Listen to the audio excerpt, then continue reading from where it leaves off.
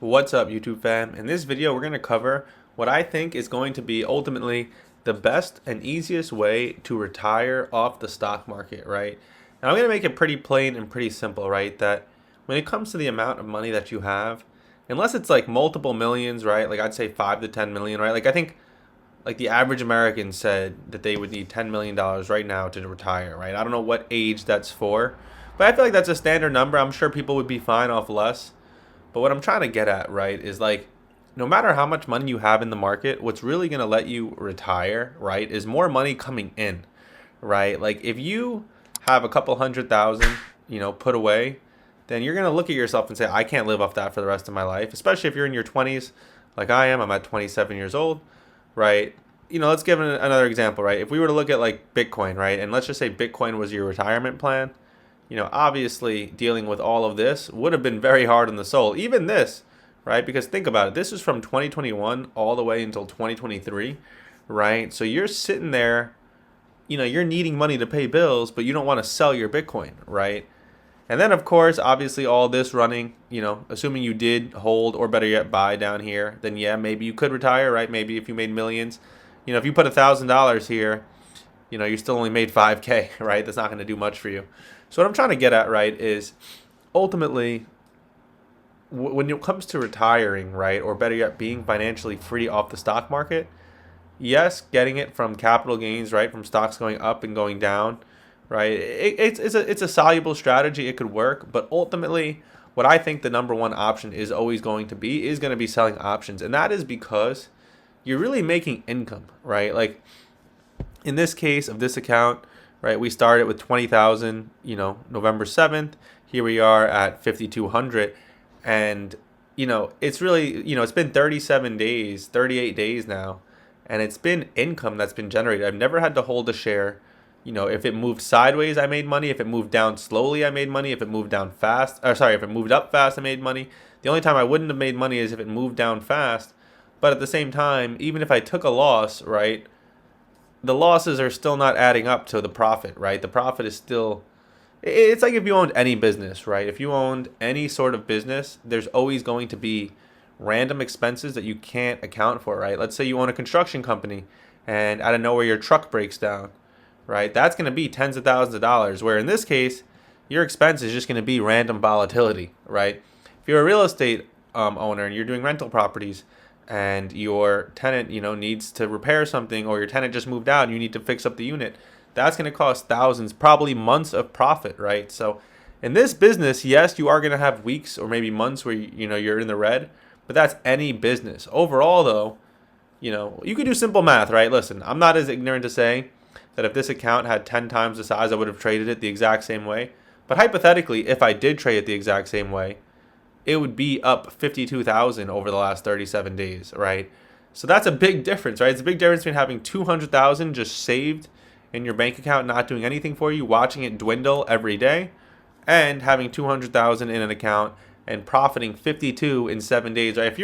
Sorry, 37 days. If you're profiting 50,000 a month, you're probably going to tell yourself, yeah, I probably don't need that job that's paying me 5K a month, right? I probably don't need that job that even pays me 10K a month. So, that's what it really comes down to, is if you actually want to retire off of, the stock market, then something like selling options is going to be your best bet. And, obviously if you followed this channel, you would have learned a lot about my strategies. So if you're watching this video and want to learn more, definitely watch as many videos from my channel as you can. But with that being said, if we look at some crypto mining stocks, right? This is just some simple technical analysis, right? You look at this clean spark, right, weekly. So it's good to look at the weekly chart, right? Because we're taking weekly plays at most 2 weeks. When you look at this Bitcoin chart, what do you see, right? You see something that's about to most likely break out. Of course, it could be a fake out, but most likely break out. When you look at this clean spark chart, you look at something and it's basically the opposite, right? It looks like it's going to fall down. So with that being said, why would you want to trade or sell options on clean spark, right? When we're selling puts, we make money when the put loses value, right? How does a put lose value? When it goes up. Of course, if it goes down, it could still lose value because of theta being quicker, right? It's a decaying asset. If it stays sideways, it loses value. So why would you sell puts on this, right? You see Bitcoin looking like it's going to go up, and you see clean spark looking like it's going to go down. Now, if we look at Mara, It kind of looks like CleanSpark, but not as bad. If we look at MicroStrategy, it looks more like Bitcoin. Obviously, MSTX is the same thing. And then if we look at Riot, it also looks good, right? So it's a very simple. The reason why I'm giving you guys this chart, analysis is because to keep it as simple as possible, right? You have tools like Bitcoin and the Nasdaq, right? When you see them going up, okay, let's try to sell options on a crypto stock, right? Bitcoin's going up, but don't pick the one that looks like it's falling, right? Pick the one that looks like it's going to go up with Bitcoin, because that's how you're going to make money the quickest possible, right? Like option selling, yes, you don't need the market to go up, right? But if it goes up, you will get paid quicker. And that's really all it comes down to, especially if you're selling puts and you're following, my strategy. So, don't pick the stock that might fall, because if you pick the stock that might fall, then your puts might gain value, which would mean your position loses value. You might have to sit in it all the way till expiration. Because that's the other thing, right? If you whatever you've learned about options, yes, it's true. But what makes it a much better game is you don't need to wait until expiration, right? If I always waited till expiration, I would not have grown this quick, right? Which is, again, 5,200, 26% in 37 days. It wouldn't have been possible. What made it possible was when I got into positions, the stock went up right away. And then ultimately, I was able to sell the put for 100% profit right away and move on to the next play. Because, there's plenty of examples that I've gone through in this channel. But if we just look at one of the trades, right? This MSTX play, okay, I sold it on December 11th for 242 plus 237, right? And bought it back the next day for 360, right? So that's $500 I sold it for, bought it back for 360, so I made 140 or whatever it was, 120. And the point is, right, I was going to have to wait 7 days more, right? Because this was December 12th. So it was going to be, the expiration wasn't going to be until next Friday, right? So 7 more days or 6 more, whatever it was, 8 more days, right? I was able to make 200. Now the max profit on this position would have only been $500, right?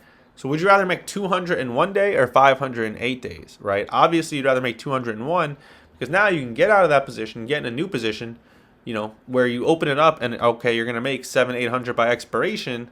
So, now you're making 800-900 total instead of, the 500-600 total. So, I hope I didn't lose anyone here. I hope that made sense, right? Basically, what I'm trying to say is when you open a position, right?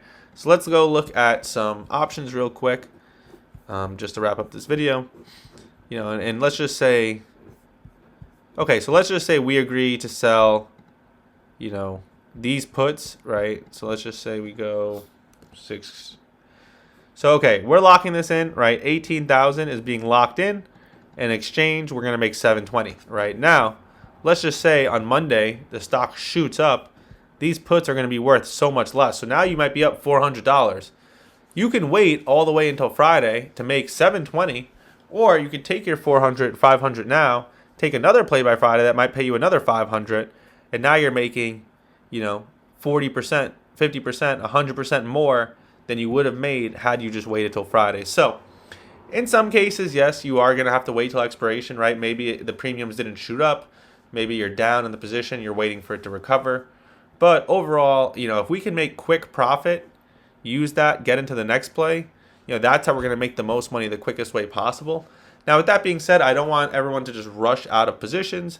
Sometimes the best thing to do is to sit in the current position, because there isn't anything really much better available. So, it takes a lot of thought. It takes a lot of, getting the process down. But overall, this is the game that you're going to want to play, because this is the way to generate income. And income, in my opinion, is what's going to hold stability, right? Like, obviously, we hear about these interest-bearing accounts.